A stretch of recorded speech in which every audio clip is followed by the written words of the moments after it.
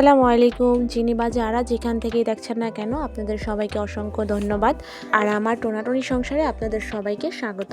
প্রতিদিনের মতো আজকেও চলে আসলাম নতুন আরেকটি ভিডিও নিয়ে আপনাদের মাঝে।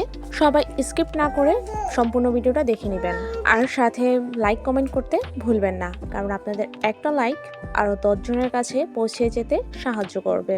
আসুন আমরা সবাই সবার মতো সবাইকে সাপোর্ট করি আর সবার স্বপ্ন পূরণ করতে সাহায্য করি।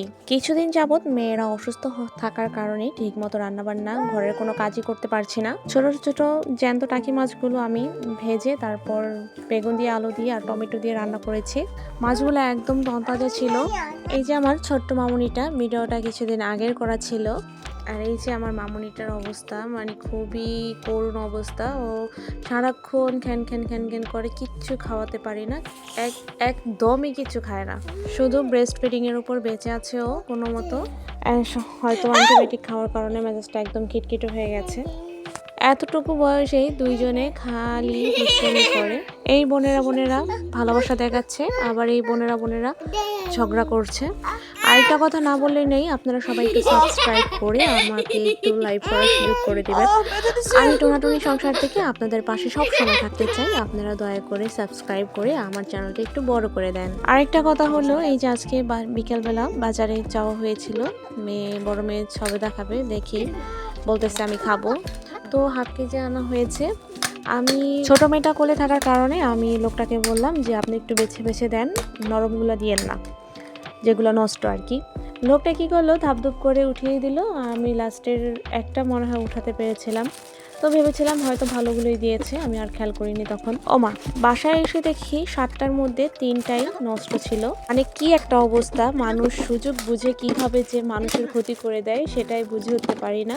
এই বুড়ো বয়সে এইসব চালাকি না করলেই হয়। আসলে আমরা দুনিয়ার নেশায় পরপারের কথা সত্যিই ভুলে যাই।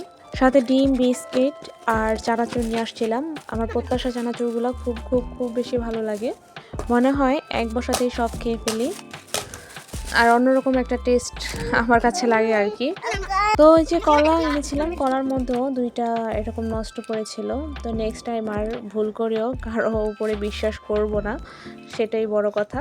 তো যাই হোক, আপনারা সবাই লাইক কমেন্ট করে আমার পাশে থাকুন, আর সাবস্ক্রাইব করে অবশ্যই আপনারা সাবস্ক্রাইবটা উঠাবেন না। এখানে অনেক দিন যাবত আমি দেখছি যে আমার সাবস্ক্রাইব বাড়ছে কমছে, বাড়ছে কমছে, কেন ভাই?